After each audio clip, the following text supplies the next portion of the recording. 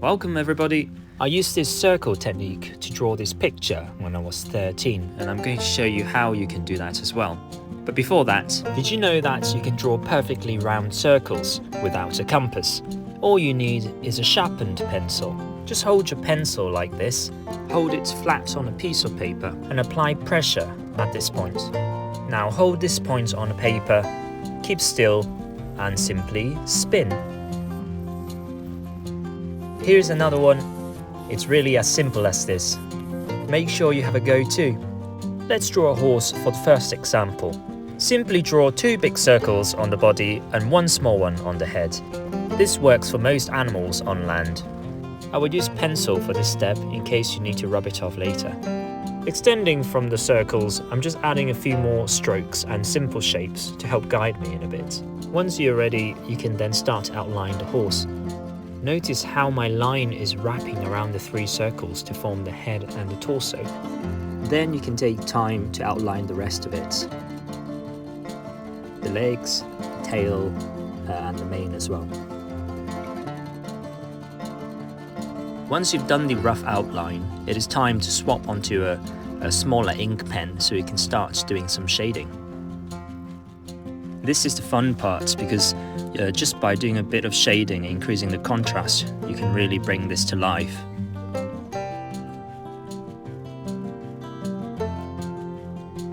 And we're nearly there. There we go. Let's move on to the next one. Same principle for this elephant. So again, 2 circles on the body and 1 small one on the head. But this time we're going to make the circles on the body elliptical instead. It has to fit the shape of the body, it doesn't always have to be circular. Here I've decided to add the rough shape of the ear and also the trunk. And I'm also measuring the length of the legs being roughly the same as the height of the torso. And again, once you're ready, you can now start to outline the elephant shape. Simply use the line to wrap around the shapes that you have drawn. Then do the finer structures at your own pace. Again, when you're ready, change to a finer pen and start to do the shading.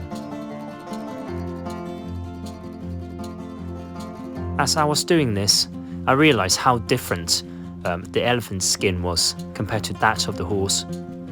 Looking closely at the photo, I realized how many big, rough wrinkles an elephant has.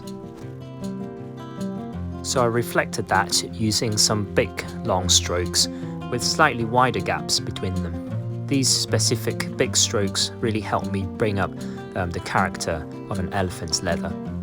For our third one, we're going to draw a baby giraffe. This time we're going to add some small circles on the legs too.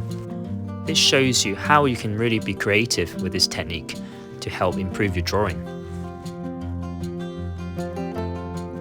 And I really enjoy this part. It's so simple. Just wrap around the circles with your line. Obviously, it takes a bit of practice too, but once you've done it a few times, knowing where the legs are in the front, where in the back, then you really can easily get a realistic, good silhouette of the animal.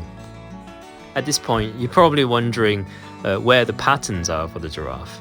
So far, it really just looks like a horse being stretched up and down. But be patient, I'm just doing the rough shading. And now, that's where the magic happens. From this part, I learned that all you need to do is to draw tons and tons of wonky pentagons and hexagons all throughout the body. And before you know it, it will look twice as good. There you are, just some final shading, and we are done. Subscribe for more. I do a lot of fun things on Shorts too. Check them out and stay happy.